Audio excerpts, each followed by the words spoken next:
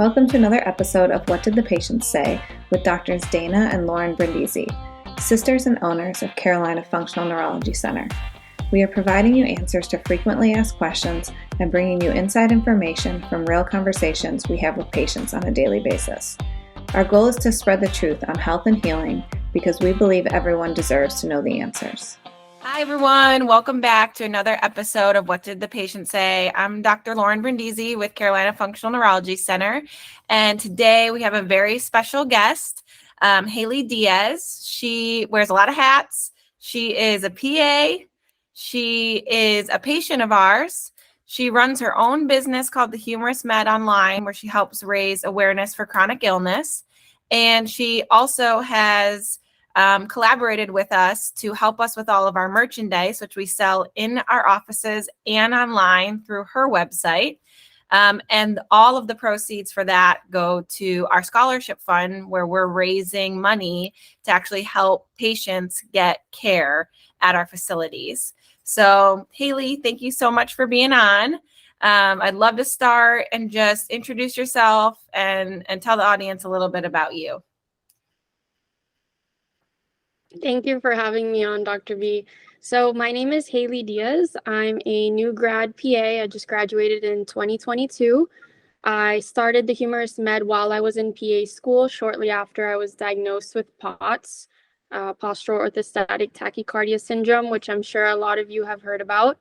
I run my own podcast called Doing It Disabled with my wonderful co-hosts, where we try and raise awareness for individuals with chronic illness and disability.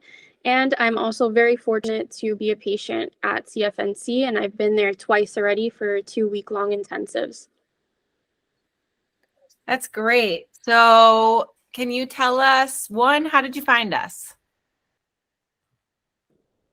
So I had spent a lot of time researching my symptoms because I kept getting dismissed from physician, really from everyone. And I couldn't figure out what was going on. When I finally felt I had an idea of what was going on, I stumbled across functional neurology online. And so I looked it up on Instagram, trying to see if there was a business or something nearby. And ironically enough, the closest one that I could find was you guys. I'm originally from Miami, Florida. It's where I live. And you're in Charlotte was the office that I saw, was the office in Charlotte, North Carolina. And so I think I just sent in a DM and somebody responded to me, and that's basically it. From there, it was history. That's great. So then, yeah, we got on the phone. We had a conversation about your symptoms and what you had going on. And I said that, I think it would be a good fit for you to come, for our intensive program. So we see patients locally, but we see patients from all over the country. Haley being one of them, she came for a 4 or 5 day intensive to start. Can you tell us a little bit about your original experience, during treatment when you were here, as well as once you actually went home after treatment? What happened?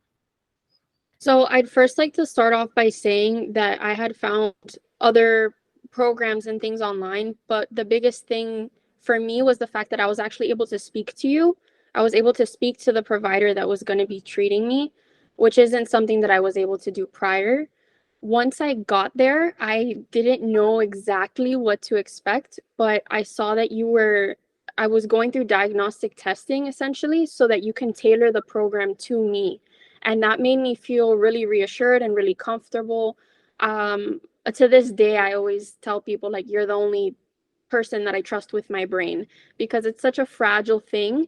And I just felt the treatment was done in a way that was conducive to me physically and mentally. And you never pushed me if I wasn't feeling comfortable. You allowed me to establish where my limits are. And that was very important to me, not only during treatment, but afterwards when I went home, because in order to maintain, you have to understand where your boundaries are and how to slowly push them and build resistance, essentially. Yeah, that's great. So when we started with Haley, we were doing a lot of stuff very passively. Your heart rate, your blood pressure were unstable. Your heart rate was really high. Your blood pressure was jumping all over the place. And so we were moving pretty slow, and the repetitions of things that we were doing in the office, which if you guys, follow us on a regular basis, Haley's definitely popped up on our Instagram a few times with some of the treatment that we were doing with her. A lot of it was very passive. We were moving slow. We were taking a lot of breaks, and we were able to kind of change that a little bit over time as the week went on. But Haley, if you can tell us a little bit more about what happened after you left here, what did you do once you got home?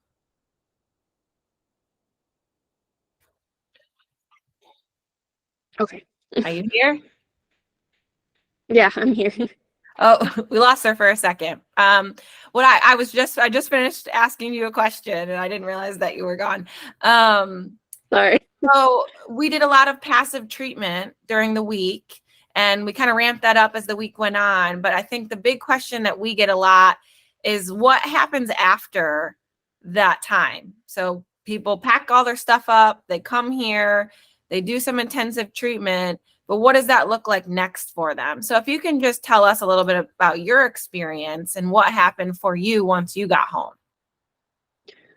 So once I left, you had already organized supplements and other things that would be beneficial for me, which I started taking. So that was good because that was kind of helping me on the diet aspect of things. You also taught me a lot about nutrition and how to tailor that so that it would help me with my day because I was having issues with my blood sugar. So that helped significantly. And then you gave me exercises to do at home, which I continued to do once I left to kind of maintain what I had had. And specifically, the first time that I was there, as you mentioned, my blood pressure was completely unstable. I was getting hypertensive, staying there, massive headaches. I couldn't really do much of anything once that would happen. And that completely stopped happening. I also knew to use like mobility aids, something that you encouraged me to do if I felt that it was needed. And so I started adapting my life based on what I learned at CFNC, and it helped me significantly. And so then it was what, like 6 to 8 months or so before I saw you again? Is that correct? Right. So I went in May and then I went again in December. Okay. So how did things trend for you? Of course, you were busy with school, and yes, those were big things, was the education piece and the lifestyle modifications. And that's a big thing we talk about, especially with our autonomic patients, is you can't keep pushing yourself over the edge, or we're just running an uphill battle if we're trying to, give you space to heal, but then you're constantly overdoing it. So we made some tweaks to Haley's busy lifestyle, being a grad student, which we knew was a significant feat for her to be doing, especially somebody who has POTS, which is super impressive. So major applause to you for getting through all of that and having to do clinicals and stand up for long hours at a time and things like that.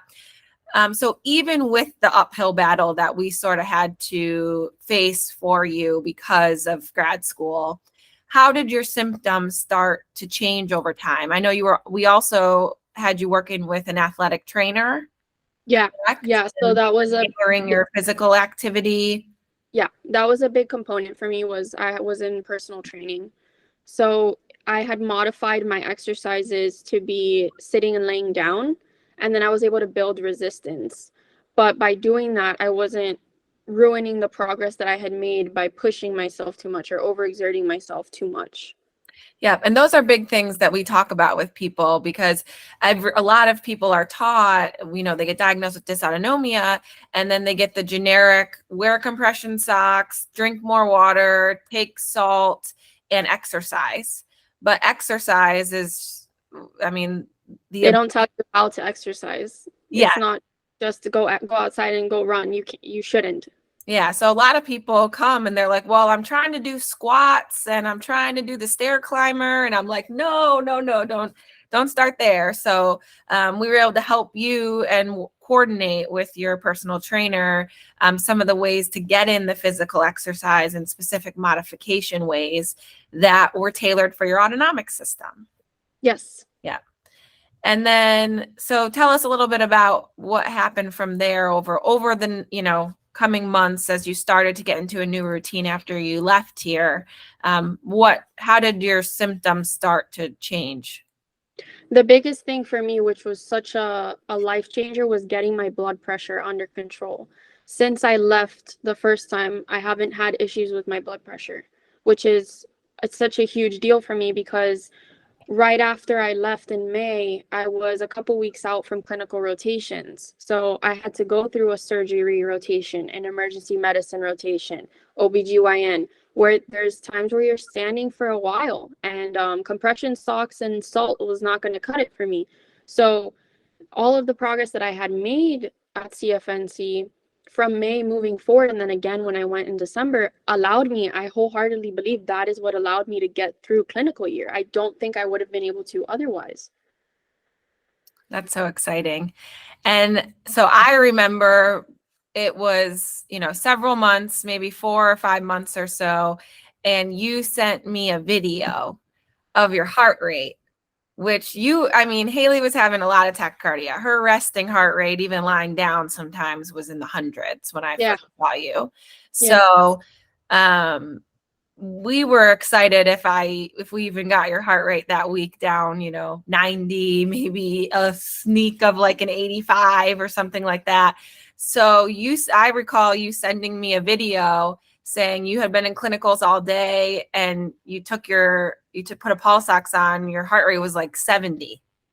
Yeah, I know it doesn't sound weird. It sounds normal to everyone else maybe, but for me that was weird, starting to see that some days just standing I'd be at 100, whereas normally I'd be at 140, 150. That was such a big deal to me, and still is. The fact that I'm still seeing that every now and again, multiple times a week now, is nice. Yeah, that's great. So then you came back eventually, and we were working on some more things. You were definitely more functional. We were observing that your heart rate and your blood pressure were much more stable. We were getting you down into the 70s and 80s, and treatment completely changed. So talk to everybody a little bit about the difference in the treatment that you had the first time versus the second time. So the first time I definitely felt that the treatment was more passive. And sometimes as a patient, when you're there, you're like, well, what is this going to do? Well, it does a lot, actually. I'm a testament of that. But the second time it was a bit more active. So you had me sitting more. The first time I was laying down more, but you had felt that I had progressed enough that I could move to like seated therapy. And so I was sitting more and sometimes even standing by the end of the week. Yeah. So then, you were like two different people when I saw you the first time versus the second time, especially with the blood pressure issue that, completely resolved, which is phenomenal. Now we're a little farther out from there. You've had more schooling and more stress. Where are things now? Tell everybody, what is this long-term for you kind of level of management at this point? And what types of things are you doing on a regular basis at this time to continue to work on the progression here?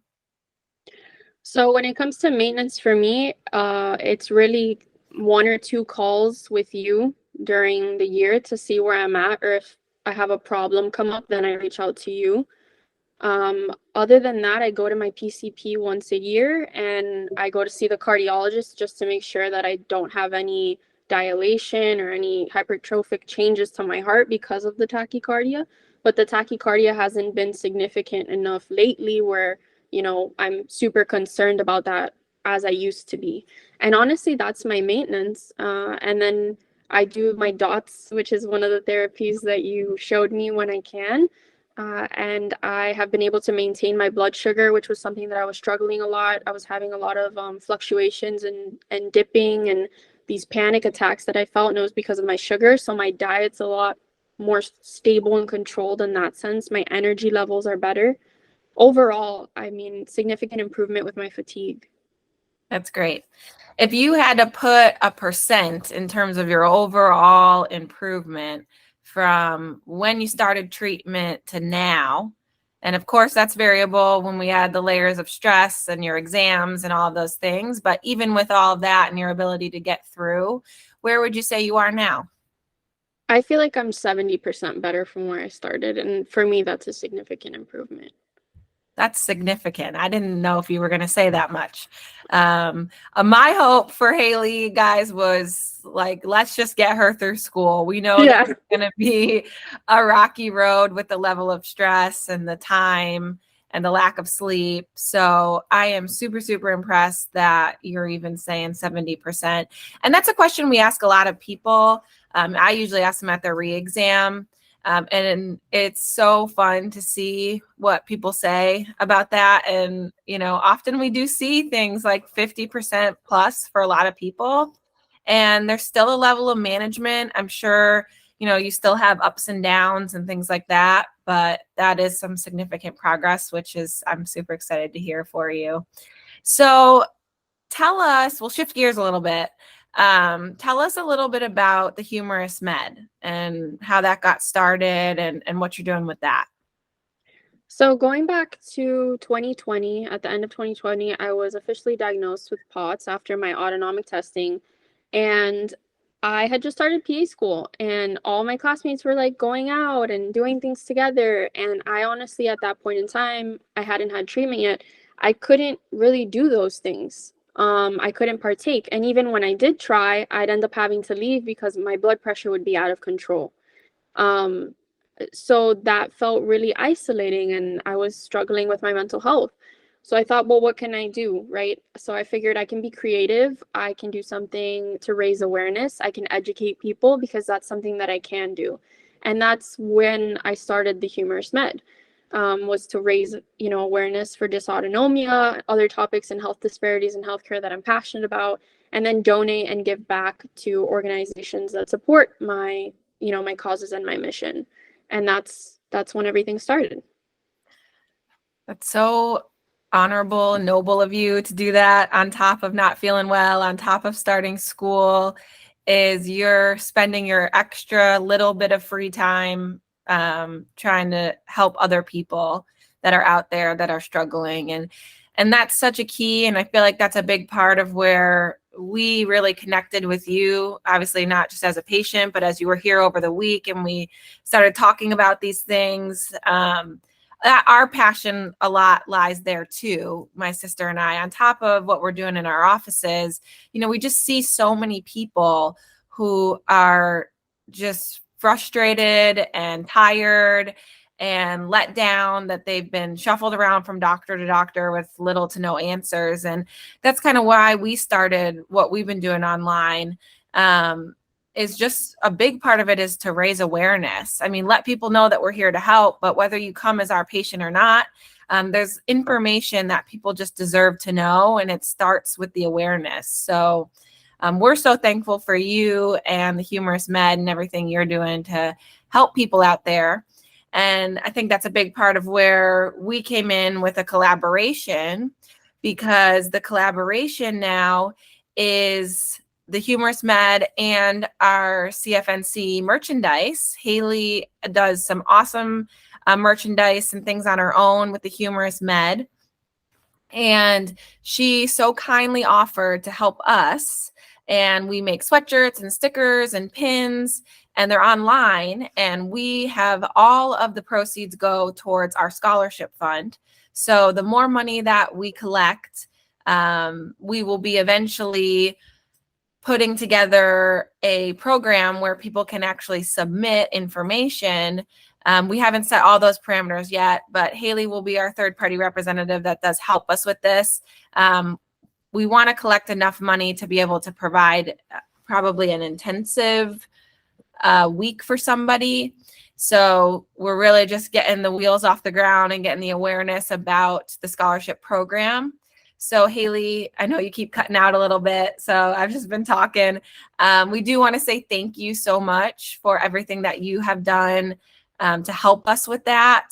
And I mean, that's again, just selflessly extra effort on your end that is supporting other people, which is very, very altruistic of you. So we cannot thank you enough for everything that you have done to help start us getting this scholarship program off the ground. Yeah, and I know like we just started and we've organized ourselves, but I'm really looking forward to pushing it hard this year and moving forward. Likewise. Thank you so much, Haley, for coming on here and talking to us about your experience with CFNC. And thank you again for everything that you've done to help us with our merchandise and our scholarship program. And I look forward to talking to you again soon. Likewise, thank you so much, Dr. V. Thank you everyone for giving a listen.